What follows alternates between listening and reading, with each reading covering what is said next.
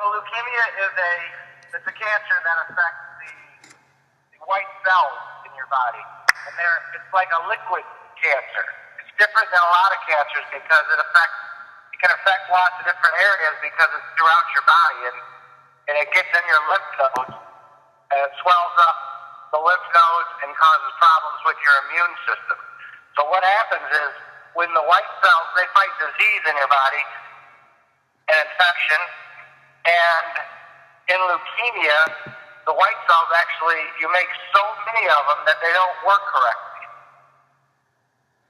Okay. And so it affects your immune system and your ability to fight infection, and it affects the lymph nodes in the body, which are kind of filters for the immune system.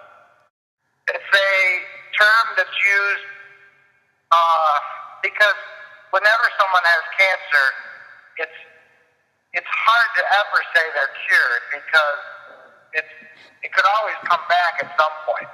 So we like to say remission because it's more realistic in terms of,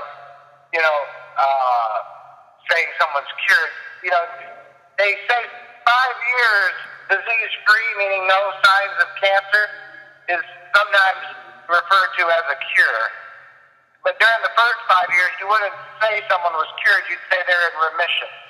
So they're basically cured, but still like watchfully and waiting and making sure everything is okay.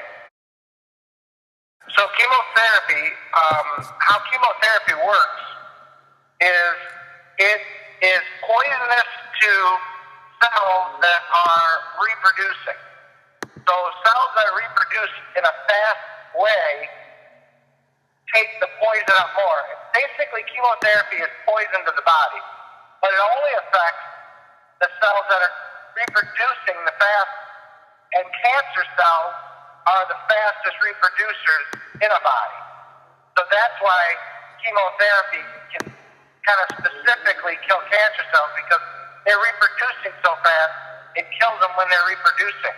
Now, your hair follicles turn over a lot, so that's why people lose their hair, because you have a fast rate of turnover with the hair. And so cells that reproduce in a fast manner also get affected by chemotherapy.